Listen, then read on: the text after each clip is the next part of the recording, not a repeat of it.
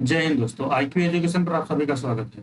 जैसा कि आप सभी जानते हैं कि रसिया ने हाल ही में भी आप भारत को एक ऑफर दिया था कि वो क्रूड ऑयल 25% डिस्काउंट पे खरीद सकता है मार्केट प्राइस से हमसे। इसके बाद रसिया ने भारत को एक दूसरा offer कि जो इंडिया की फार्मा कंपनीज हैं वो आ सकती हैं वहाँ पे अपना बिजनेस करने और वो वेस्टर्न मैन्युफैक्चरर जो है उनको रिप्लेस कर सकती हैं। तो ऐसा रसिया क्यों कह रहा है, देखते हैं। अगर हम बात करें हिंदुस्तान टाइम्स के आर्टिकल की, तो इसमें लिखा है कि जो इंडिया की फार्मा कंपनीज है वो अ, आराम से आए और यहाँ पे बिजनेस कर सकती है और वेस्टर्न जो मैन्युफैक्चरर्स हैं जो वहाँ पे वेस्टर्न कंपनीज हैं फार्मास्यूटिकल्स, उसको रिप्लेस कर सकते हैं रसिया में से। ऐसा वहाँ के जो इंडिया में रसिया के एम्बेसडर हैं ऐसा कह रहे हैं, डेनिस एलिपोव जी। ठीक है, अगर हम आगे बात करें कि इंडिया है जो tremendous pressure to choose side of the ongoing conflict as the Western countries imposed harsher sanction on the Russia to punish over Ukraine invasion। जो अभी यूक्रेन और रसिया के बीच में जो इन्वेजन युद्ध चल रहा है, तो उसमें भारत एक बहुत ही विषम परिस्थिति में है कि वो किस तरफ जाए, या तो अमेरिका की तरफ जाए या फिर वो रसिया की तरफ जाए। तो इस सिचुएशन में उसको ये फैसला लेना है कि क्या इंडिया की कंपनीज वहाँ पे जाके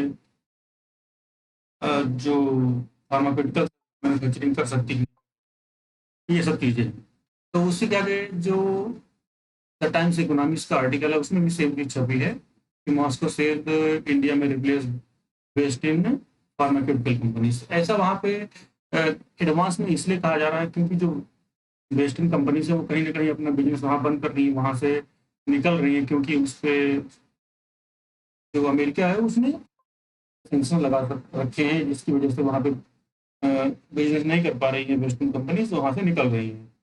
इस वजह से वो रशिया चाहता है कि उसके देश में कहीं प्रॉब्लम ना हो जाए मेडिसिन की, इसलिए वो चाहता है कि भारत वहाँ पे आए और अपनी फार्मा कंपनीज को वहाँ पे खोले और अपना बिजनेस करे। ठीक है, अब आगे देखते हैं।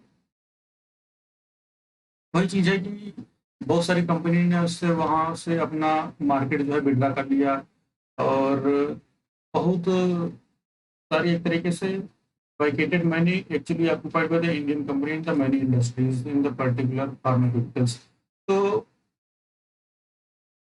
वहाँ की जो स्पुतनिक न्यूज एजेंसी है वो बता रही है कि रशिया के 24 ब्रॉडकास्टर से कि आप इंडिया आ सकता है भारत में, और जितनी भी वेस्टर्न कंपनीज जा रही है भारत से, जो वहाँ पे वैकेट हो रहा है, उसकी जगह पे इंडिया आ सकता है, अपना बिजनेस कर सकता है बहुत ही आसानी से। ठीक है, आगे देखते हैं। जो वहाँ के रसिया की न्यूली अपॉइंटेड एम्बेसडर है इंडिया में, डेनिस एनुबॉय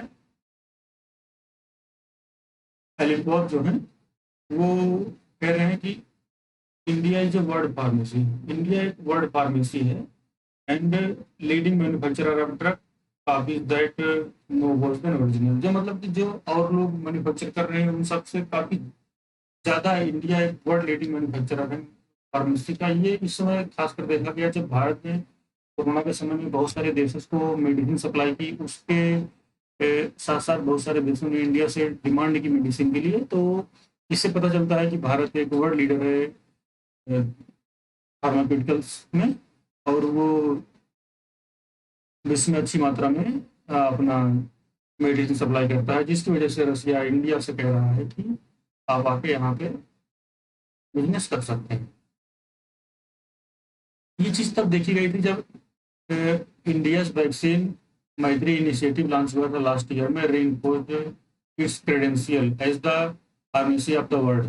ठीक है, जब लास्ट ईयर भारत ने मुहिम छेड़ी थी कि बाहर के देशों को मेडिसिन सप्लाई करेगा, तो world leader policy commended India effort rapidly expand vaccine production and supplies at critical uh, jurisdictions of the pandemic. मतलब कि पैंडेमिक समय में भारत ने जितनी भी और देशों को मेडिसिन सप्लाई की थी, तो बाहर के देशों के जो नेता हैं वो इंडिया के प्राइम मिनिस्टर की काफ़ी तारीफ किए थे। तो उससे ही पता लगता है कि वर्ल्ड जो इंडिया है वो एक वर्ल्ड लीडर है और अच्छी खासी मात्रा में वो वैक्सीन सप्लाई कर सकता है। तो इसमें बात ये आती है कि जब इंडिया अगर वहाँ पे जाता है तो क्या को वेस्टर्न सैंक्शंस का मतलब कि यूएसए के सैंक्शंस का सामना करना पड़ेगा या फिर वो डायरेक्टली वहाँ पे बिजनेस कर सकता है। ये सब सारी चीज़ें हैं। तो इंडिया का अभी तक स्टैंड रहा है कि इंडिया एक फ्री कंट्री रही है, इन सब मामलों में अपना डिपेंडेंट रहती है कि क्या करना है क्या नहीं करना है, किसी को दबाव नहीं करती है। तो ये सारी चीज़ें हैं। अभी तक तो अ, जो इंडिया है उसने क्रूड ऑयल को इम्पोर्ट किया है रसिया से, उस पर तो कोई सैंक्शंस तो नहीं लगे हैं, लेकिन उसके बावजूद भी जो रसिया है उसकी तरफ से काफ़ी दबाव बनाया जा रहा था। सॉरी, अमेरिका जो उसकी तरफ से काफ़ी दबाव बनाया जा रहा था कि आप रसिया से क्रूड ऑयल और गैसेस इम्पोर्ट ना करिए, लेकिन इंडिया नहीं माना। इंडिया ने ये कह के नकार दिया कि बहुत सारी वेस्टर्न कंट्रीज हैं, इसके साथ साथ जो फ्रंट लाइन कंट्रीज हैं जो जैसे गैस और ऑयल इम्पोर्ट कर रही हैं, तो हम क्यों नहीं कर सकते हैं। तो इस चीज़ से इंडिया ने मना कर दिया और वो अच्छी खासी मात्रा में लगातार इम्पोर्ट कर रहा है रसिया से। तो उसमें आगे देखना होगा कि क्या भारत को जो यहाँ पर नया ऑफर मिला है फार्मास्यूटिकल्स का, क्या भारत की कंपनियां वहाँ पर जाएंगी बिजनेस करने या फिर यहीं से ही सप्लाई पूरी करेंगी वहाँ की। ये सब चीज़ आगे देखने वाली होगी।